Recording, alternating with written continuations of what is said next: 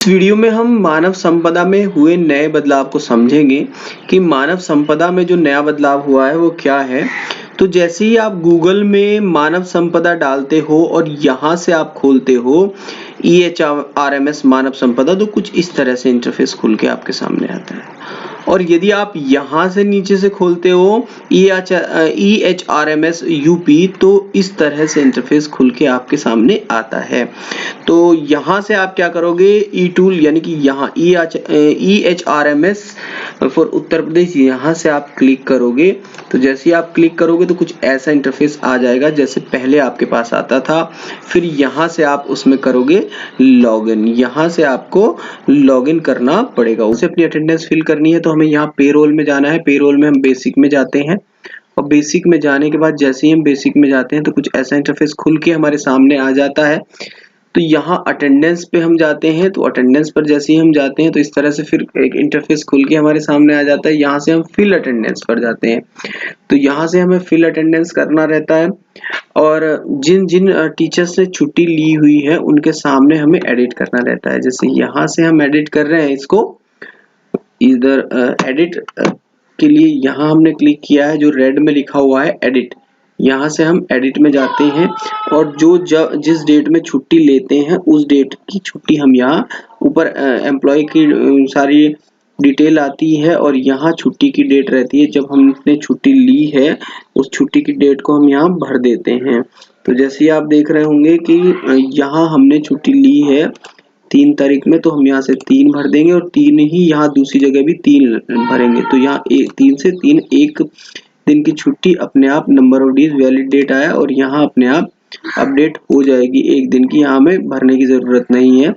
ये valid date इसको दिखा रहा है, जब ये वैलिड हो जाता है तो ये अपने आप आ जाता है। यहाँ हमें सेलेक्ट करना पड़ता है कि रीजन, तो कैजुअल है हमारी छुट्टी। अब यहाँ लीव का स्टेटस कहता है कैसा है, सैंक्शन है।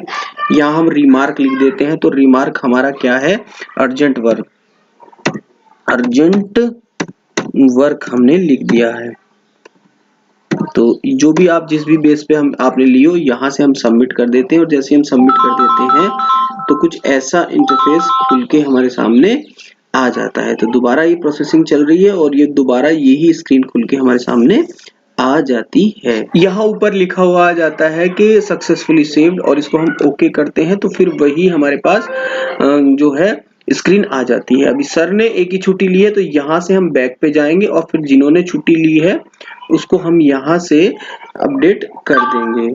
तो जैसे फिर यहाँ से हम देखेंगे बैक चला जाते हैं, फिर मैम ने एक दिन की छुट्टी ली है तो यहाँ से हम क्या करेंगे कि यहाँ से हम जिन्होंने छुट्टी ली है फिर हम यहाँ से इनको एडिट इसी तरह से कर देंगे।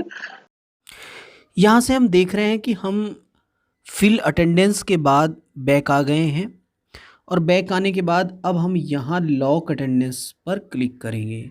जैसे ही हम लॉक अटेंडेंस पर क्लिक करते हैं, लॉक अटेंडेंस पे क्लिक करने के बाद आपको पूरी प्रोसेस पता ही है, तो कुछ ऐसा इंटरफेस खुल के आपके सामने आ जाएगा। लॉक अटेंडेंस करने के बाद इस तरह से आपके सामने आ जाएगा। तो जिन टीचर्स की हमने छुट्टी एडिट की थी, फिल अटेंडेंस में जाके एक बार उनको क्रॉस चेक हम ज़रूर करेंगे कि उनकी छुट्टी जो हमने चढ़ाई हैं वहाँ दिख रही हैं या नहीं दिख रही हैं, क्योंकि फाइनल सेव करने के बाद हम उसको एडिट नहीं कर सकते हैं। तो कुछ इस तरह से इंटरफेस हमारे सामने खुल के आ गया है, यानी कि हमने सब टीचर्स की एक एक छुट्टी यहाँ भरी थी, वो तीनों की तीनों छुट्टी यहाँ शो हो रही हैं। यहाँ हमें एक बात और समझने की है, यदि किसी टीचर्स ने 2 बार छुट्टी ली है मंथ में या 3 बार ली है अलग अलग डेट में, एक साथ नहीं ली है, तो वह उनकी एंट्री यहाँ 3 बार शो होगी। तो यहाँ आपने समझ लिया है। अब हम क्या करेंगे कि यहाँ से जाने के बाद हम नीचे आप देख रहे होंगे, यहाँ से आप लॉक पर क्लिक करेंगे और जैसे ही हम लॉक पर क्लिक कर देते हैं तो आपको पता है, are you sure you wish to lock 3 records, यहाँ से हमसे पूछा जाता है, तो हम यहाँ से कर देते हैं ओके। और ओके करने के बाद जैसे ही हम ओके करते हैं तो नीचे से ये लॉक का बटन यहाँ से गायब हो जाता है। आप यहाँ से देख रहे होंगे, यानी कि ये जो बटन है, जैसी हमारी अटेंडेंस लॉक हो जाएगी ये बटन यहाँ से गायब हो जाएगा। और ये वाला मैसेज आया है सक्सेसफुली लॉग 3 रिकॉर्ड्स, तो उसके बाद हम यहाँ से ओके को प्रेस करेंगे और जैसे ही हमने ओके प्रेस किया तो आप देखोगे नीचे से लॉक का बटन गायब हो जाएगा और इस तरह से आपकी अटेंडेंस लॉक हो जाएगी। और ऊपर यहाँ देखोगे कि ऊपर यहाँ प्रिंट का यहाँ ऊपर प्रिंट का अभी आपके लिए यहाँ प्रिंट का बटन आ जाएगा। यहाँ आप देख रहे हैं कि नीचे जैसे मैं बता रहा था कि यहाँ लॉक का बटन गायब हो गया है और प्रिंट का बटन ऊपर आ गया है। तो इस प्रिंट के बटन को हम यहाँ से क्लिक करते हैं और प्रिंट के बटन को जैसे ही हम क्लिक करते हैं तो फिर इस तरह से प्रिंट का ऑप्शन हमें आ जाता है और वो अटेंडेंस के लिए प्रिंट वाला जो है वो इस तरह से खुल जाता है।